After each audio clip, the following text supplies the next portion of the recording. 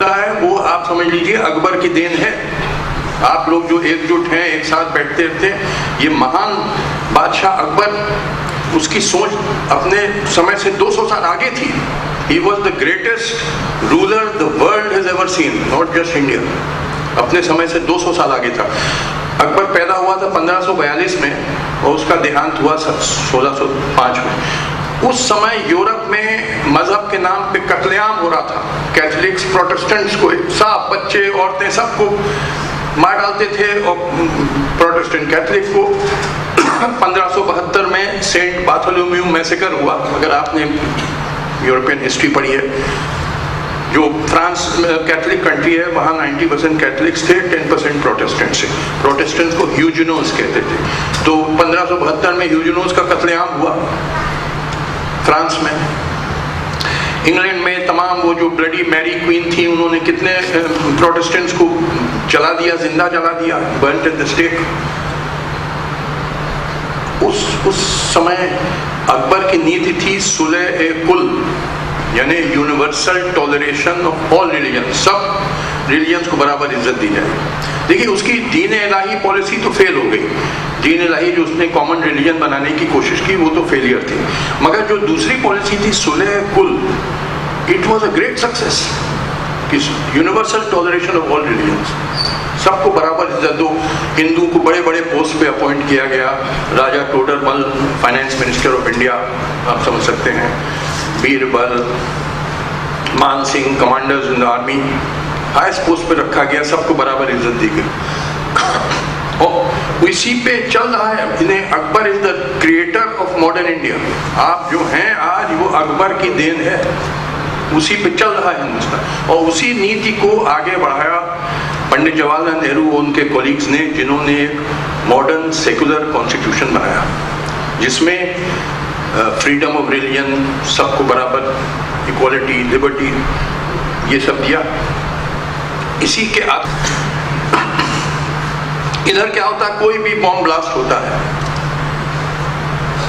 1-2 घंटे के अंदर कई टीवी चैनल्स पे आने लगता है कि ईमेल आया है या एसएमएस आया है कि Indian Mujahideen have claimed responsibility, या जैश ए मोहम्मद हैव क्लेम्ड रिस्पॉन्सिबिलिटी, या हरकतुल जिहाद है, सब मुस्लिम नेम। देखिए ईमेल या एसएमएस तो कोई भी शरारती आदमी भेज सकता है, any mischievous person can send. कोई जांच पड़ताल नहीं है आपने कि वो सेंसेशनलिज्म, एकदम से ब्रेकिंग न्यूज। अब देखिए आप ये आप जब करते हैं और अगले दिन प्रिंट में भी अक्सर आ जाता है, क्या आप संदेशा भेज रहे हैं, आप मैसेज भेज रहे हैं कि पूरी मुस्लिम कम्युनिटी आतंकवादी है, मुसलमानों के पास और काम ही नहीं है बम फेंकने के अलावा, यानी you are demonising the entire community. ये सटल वे में मैसेज आप कम्युनलिज्म को आप बढ़ावा दे रहे हैं। देखिए सच्ची बात यह है कि हर कौम के 99% लोग अच्छे होते हैं, चाहे हिंदू, चाहे मुस्लिम, चाहे Christian, Sikh, Jain, Parsi. 99% people of all communities are good. 1% तो हर कौम में बुरे लोग होते हैं। मगर अक्सर आप लोग क्या करते हैं कि डिमोनाइजिंग द मुस्लिम्स, पूरी कौम को टेररिस्ट पेंट कर दिया। इससे बड़ा एलिनेशन आया है मुस्लिम। कोई बॉम्ब ब्लास्ट होता है, अक्सर पुलिस रियल कल्प्रिट को तो पकड़ नहीं पाती है क्योंकि वो साइंटिफिक इन्वेस्टिगेशन जानती नहीं है, मगर दिखाना है कि हमने क्राइम सॉल्व कर दिया। तो क्या करो, 6-7 मुसलमान लड़कों को पकड़ लो और चार्जशीट कर दो, और वो बेल के लिए अप्लाई करता है तो सरकारी वकील कहता है ये तो सब आतंकवादी है, तो बेल खारिज हो जाती है। अब 8-10 साल के बाद अदालत ने पाया कि बेगुनाह है, तो ये 10 साल उसकी उम्र कौन लौटाएगा? पहले तो ये कि देखिए आज भारत बड़ी संकट की घड़ी से गुजर रहा है। बड़ी भीषण समस्याएं हमारे देश के सामने आ गई हैं। गरीबी, महंगाई, दाम बढ़ोतरी, भ्रष्टाचार, स्वास्थ्य सेवाओं का जनता के लिए अभाव, शिक्षा स्तर गिर जाना, बड़ी भीषण समस्याएं देश के सामने आ गई हैं।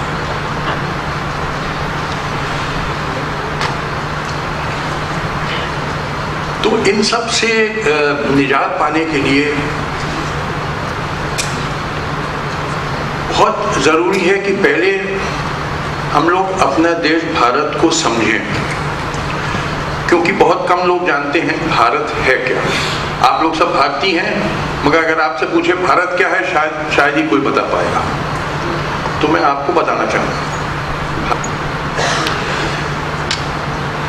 देखिए, ये भारत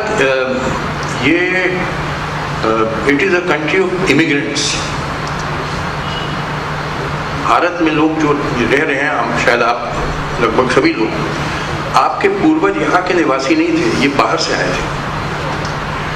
92-93% लोग, 92-93% लोग जो आज भारत में रह रहे हैं, इनके पूर्वज यहाँ के निवासी नहीं थे, ये बाहर से आए थे।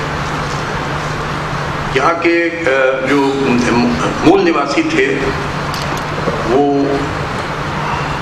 प्री द्रविडियन ट्राइबल्स, जिनको आदिवासी कहते हैं, शेड्यूल्ड ट्राइब्स,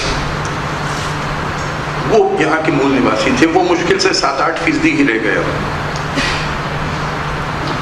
जैसे भील, आपके महाराष्ट्र में भील हैं, गोंड, संथाल, टोडास नीलगिरीज में, और हमारे पूर्वजों ने इनके पूर्वजों पे बड़ा जुल्म किया और इनको जंगलों में ढकेल दिया, कहीं को मार डाला। तो ये मुश्किल से 7-8% ही रह गए ये